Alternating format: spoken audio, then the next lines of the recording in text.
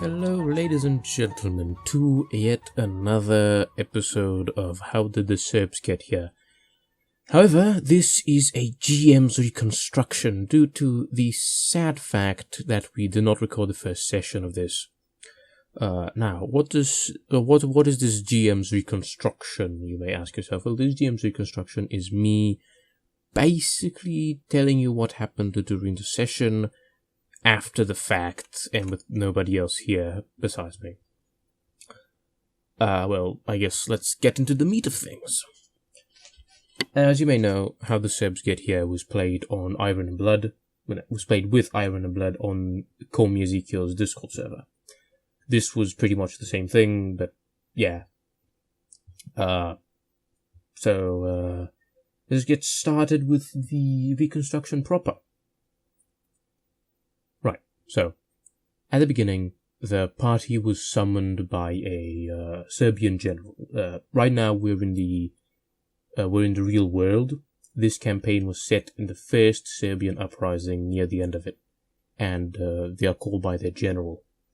And the general basically tells them that the Russians have pulled out of the war, and the Ottomans are advancing ever so slowly, and that they have to go fight a Turkish scout party that they've spotted.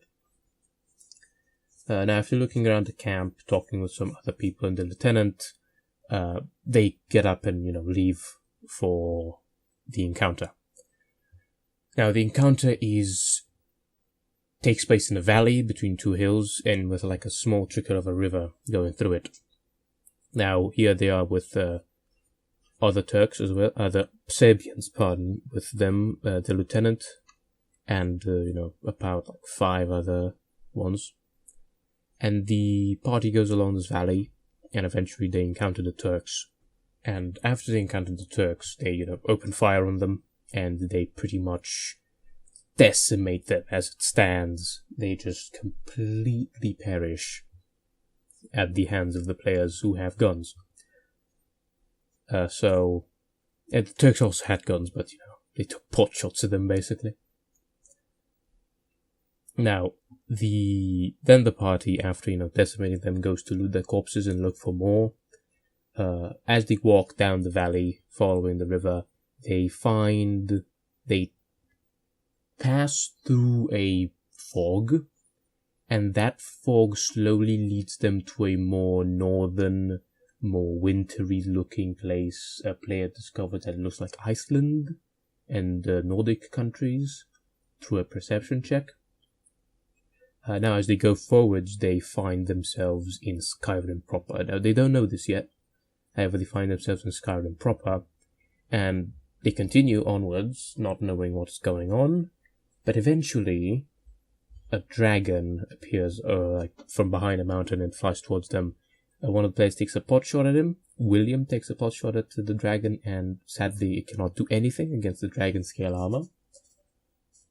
And they get assaulted by this dragon. Several of their Serbian comrades perish, but they themselves are rather left unscathed by its attacks due to their fantastic rolls.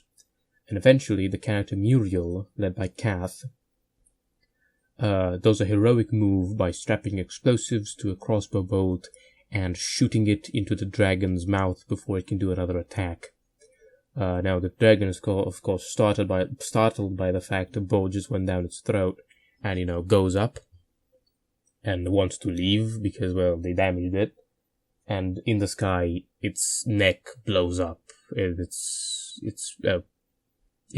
begins, falling down very far away from the party. But the party decides, instead of following my lead and going after the lieutenant who ran for the hills when the dragon came, they decide to go look for the dragon. So, they go look for the dragon, and they encounter with about five medieval-looking people.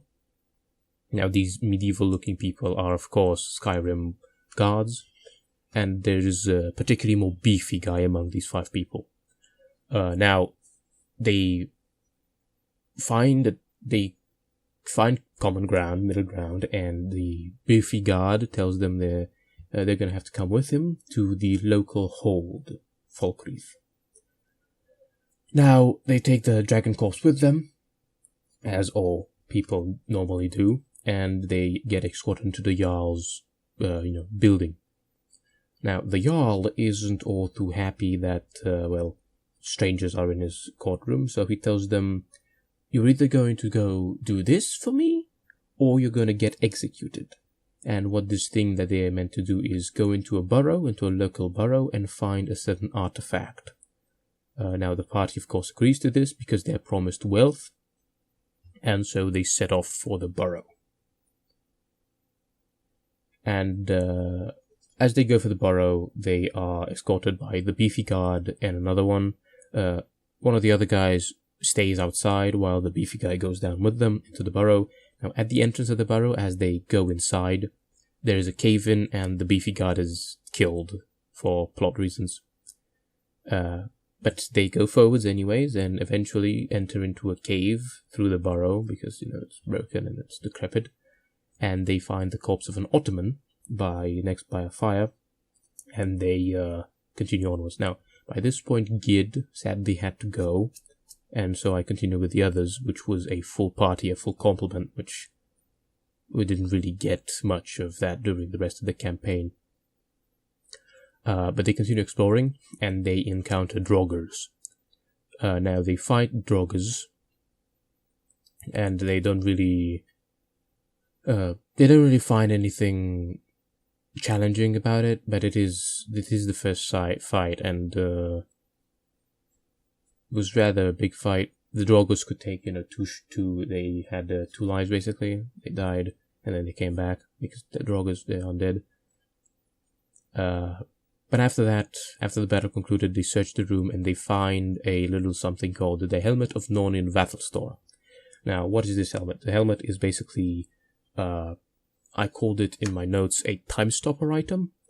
Now, you have seen this helmet in, I believe, chapter 3, when they attacked the Stormcloaks, and Ciaphas Cain got hit in the helmet by a Stormcloak, and caused a bunch of magic shit. And that was this helmet, the Nornin Vathelstor helmet, and it will come into play later. But they continue on through the dungeon, and they find the room with the artifact, containing the artifact, and also containing the head of Mulmir. This is where they get Mulmir the Wise. Now, Mulmir is, of course, like Mimir from God of War. He is basically my tool to be able to explain to the players something, which I have been using very poorly. However, I've been using it very poorly by, making him sound like he doesn't know what he's talking about. But hopefully in Season 2, I will be able to fix that as much as I can. Now, they don't have the key. One of the players, I believe it was Cath Muriel, he lockpicks the door, and they enter, saving Mulmir from a cat inside of the room who ate the rest of his, body. He was decapitated by someone. He doesn't remember who because he was blindfolded, but he was decapitated and his head was left alive and to be eaten by the cat. Now, they grab the artifact and they grab the head, and they continue on through the rest of the dungeon. Now, about a few rooms after that, they encounter a room with a large open door, and inside of it is treasure enough to keep any man satiated for God knows how long. Now, Mulmir tells them that they cannot enter to the door, otherwise they'll be stuck in there for the rest of time, because there are a bunch of skeletons lying on the floor with their treasure. So they decide to blow a hole through the side of a wall, and by doing this, Muriel does it because he's the explosives expert. He basically causes a cave-in behind them, causing them to no longer be able to return to the Draugr room. The Draugr room just basically fully collapses. And after that, they of course take the treasure, and there's also a dragon skull inside of the room, and they take it with them. Now, going further, they come into a bunch of other rooms, and they eventually come into a bathroom where an Ottoman is taking a shower. Now, this Ottoman is startled, and he wants to run away, however, he's captured. Now, they put the helmet of Nornil Vathelstor on him, causing time to slow down for him. And, of course, also, there's a side effect of this helmet. It causes the wearer to age rapidly. Now, after they put the helmet on him, he makes a run for it, but before he can reach the end of the hallway they're in, he basically becomes bones.